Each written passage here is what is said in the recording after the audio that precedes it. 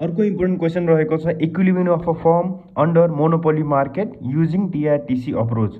अब हामीले यहाँ पनि पत्ता लगाउनु पर्यो कि हामीले कति लेभल अफ आउटपुट उत्पादन गर्यो भने हामीले म्याक्सिमम फाइदामा हुन्छौँ अथवा इक्विलिब्रियममा हुन्छौँ है। एउटा फर्मले जहिले पनि आइडेन्टिफाई गर्नुपर्ने हुन्छ कति मात्रामा उत्पादन गर्यो भने उसलाई धेरैभन्दा धेरै फाइदा हुन्छ है।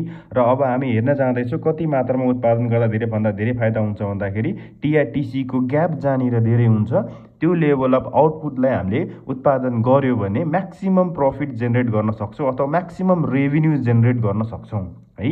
त्यही भएर हामीले यसमा हेर्ने के हो भन्दाखेरि टिआर र टिसीको ग्याप हेर्ने हो है। अब यहाँ पनि एउटा टिआर बनाइदिनु है। अब यहाँ टिआर बनाउनलाई ख्याल गर्नु होला यो चाहिँ कन्स्टेन्ट रेटले बढेको छैन, यो माथि पुगेर फेरि तल आएको छ है। माथि पुगेर फेरि तल आएको छ भने यो increase because in monopoly market है total revenue increases at a decreasing rate, जस कारणले गर्दाखेरि यो एउटा लेभलसम्म म्याक्सिमम पुग्छ स्टेबल हुन्छ अनि फेरि डिक्रिज हुन थाल्छ है। So this is a TR है। यो तल आउटपुट लेखिदिनु होला है। अब फेरि हामीले के गर्नु पर्यो त एउटा टोटल कस्टलाई ड्र गर्नु पर्यो। टोटल कस्ट कसरी ड्र गर्ने भन्दाखेरि त्यही इन्भर्स सेपको है, इन्भर्सली यस सेप है टिसी लेखिदिनु है। के गर्यो सजिलो छ गाह्रो छैन है। यसो गर्ने एउटा टिआर बनाइदिने यसरी हैन। टिसी बनाउनुलाई जहिले पनि के गर्नु होला इन्भर्सली यस सेपको एउटा यस सर्प यस्तो यस सेपको, तर यहाँनिर एउटा ग्याप धेरै देखाउने गरी छाड्दिनु होला बनाउनु होला है। ग्याप धेरै देखाउनु होला टिसी है। जहाँ जहाँनिर टिआर र टिसी बराबर छन् त्यहाँनिर एउटा नाम दिइदिनु पोइन्ट ए पोइन्ट बी है। पोइन्ट ए पोइन्ट बी नाम दिनुभयो है। अब यो पोइन्ट ए र पोइन्ट बी भयो जहाँ जहाँनिर बराबर त्यहाँनिर एउटा क्वान्टिटी लेखिदिनु Q1 है, यसलाई Q3 भनिदिनु है।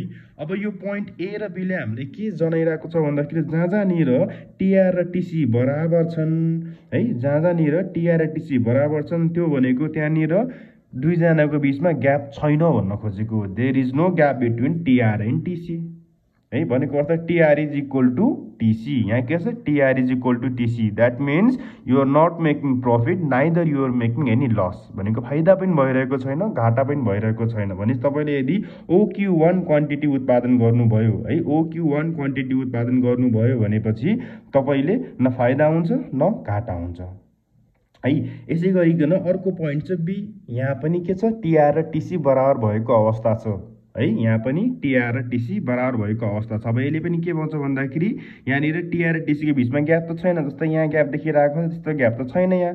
भनेपछि यहाँ पनि जति आम्दानी छ त्यति नै खर्च छ। भने OQ3 लेभल है, भने OQ3 उत्पादन है, OQ3 लेभल अफ आउटपुट उत्पादन गर्यो भने हामीले के हुन्छ भन्दाखेरि टिआर र टिसी बराबर हुन्छ है। भनेपछि एमा हामीलाई के फाइदा हुन्न, बीमा पनि केही खासै फाइदा हुँदैन।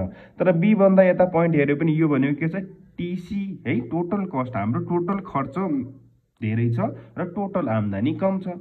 र यसरी टोटल खर्च धेरै छ टोटल आम्दानी कम छ भने चाहिँ हामी के हुन्छ त यो लसको एरिया हुन्छ है। भनेको अर्थ के हाम्रो खर्च यदि 10 रुपियाँ भइरहेको छ तर हाम्रो आम्दानी जम्मा कति भइरहेको छ 5 रुपियाँ भइरहेछ भनेपछि टोटल खर्च 10 रुपियाँ आम्दानी जम्मा 5 रुपियाँ भनेको खर्चको एरिया। भनेको यो OQ3 लेभल भन्दा यता उत्पादन गर्यो भने तपाईले घाटा बेहोर्नु पर्ने हुन्छ भनेर बुझ्नु है।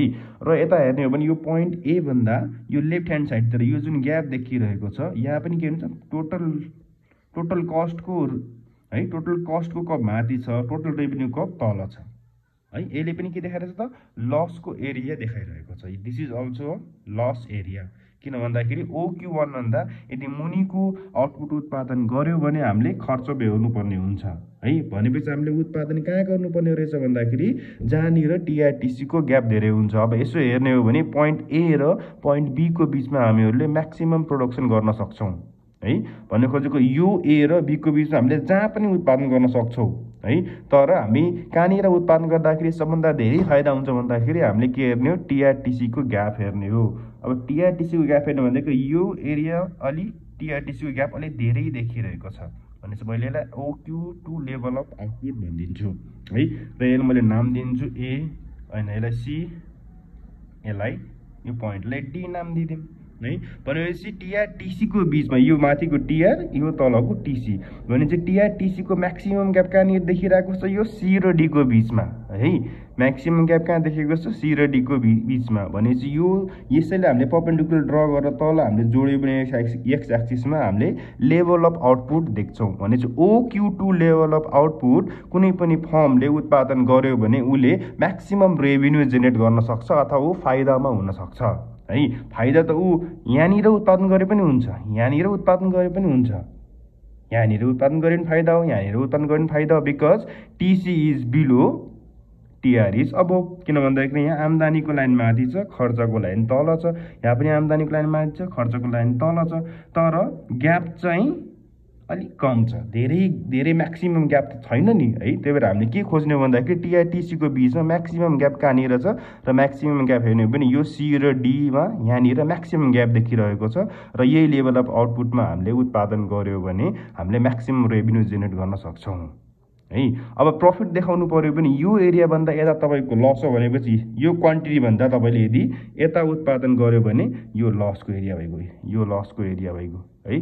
अब तपाईँले यहाँनिर यो भनेको प्रफिटको एरिया, योभन्दा मुनि फेरि यता लसको एरिया है। यो एरिया के हो, लसको एरिया। किन लस एरिया भन्दाखेरि OQ3 भन्दा तपाईँले धेरै उत्पादन गर्यो भने तपाईँ के हुन्छ त, खर्च धेरै हुन्छ, आम्दानी कम भइहाल्छ भनेपछि यताको एरिया लस। भनेपछि तपाईँले उत्पादन गर्ने भनेको Q1 र Q3 को बिचमा हो र सबभन्दा धेरै फाइदा कमाउनु छ भनेपछि तपाईँले के गर्नुपर्छ भन्दाखेरि